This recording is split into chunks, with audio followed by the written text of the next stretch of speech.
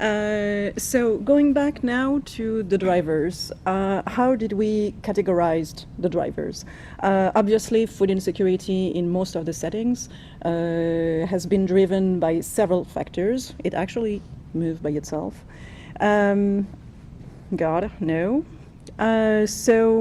When we talk about conflict, we also have included some social unrest, political crises, localized violence. And that make up the 21 countries or context where we talk about conflict being the primary driver and for the 74 million people. We looked at the climate-affected countries and context as well. So there you will see mostly the extreme weather event, make it floods, drought. Would you see also some other type of natural disaster? That's where we would categorize it. And we saw that from previous years and analysis, we saw more frequent weather-related events in more countries as well. And even more if you look at secondary or tertiary drivers. So this made up anyway for at least 21 million people in those 26 countries where we were really considering it as the major driver of that food insecurity and situation. And we also saw, although the economic situation was usually less often the first driver, we anyway saw a slight increase in countries where now it became predominant, and we see it even more and more, and it's very often a second or tertiary driver as well. Whether in certain contexts we talk about hyperinflation, or in other countries it's more about the economic marginalization of certain segments of the population. So in the conflict, we looked at the 10 ones having the largest numbers. Oops. And so you recognize most of the countries that Luca already mentioned. This is really in absolute numbers. Would you look at the percentage within the population, and you would see a different ranking. Central African Republic, for instance, would move up into the top countries as well.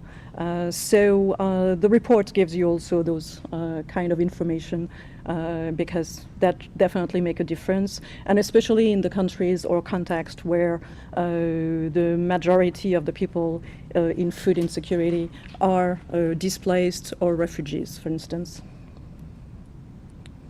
So climate shock within the countries that we had analyzed and reviewed, the countries where you have the largest number driven by those events were overwhelmingly observed in Africa. Doesn't mean that other countries are not facing those issues. And as I said, as you always have a combination, you see in almost every country that they have faced those episodes related to the weather, and that has been a very clear increase over the three past editions that we published. For the countries where we really considered the economy being the first driver, so you have countries like Sudan or Zimbabwe or Burundi, but also the displaced or migrants from Venezuela. When we analyzed the food insecurity of displaced population, we looked at what was the origin of their displacement. As usually agencies working on refugees or displaced do it so that we can see what is the primary cause of their situation. Another point that is actually highlighted in the report is nutrition. So although the entry point for the report is really the food security side, then we worked with nutritionists to look at what was the situation on that side. Obviously finding a lot coming from the quantities and quality of the food intakes, but also seeing the importance of the limited access to basic services, how that limited access to health, to water, is actually creating even more and fragilizing the well-being of children and women. And same for the care practices.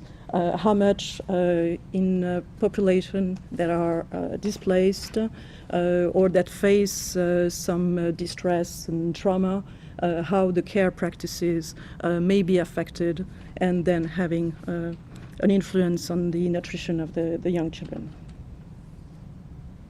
So no surprise for the forecast. We forecast very short term, few months ahead only. So obviously we're not expecting major changes in conflict. The trend for the past 10, 20 years is not into resolving conflict. We see a large increase in the number of conflict and those protracted crises. Weather-related shocks and events also expected. Geographically, ECHO is back.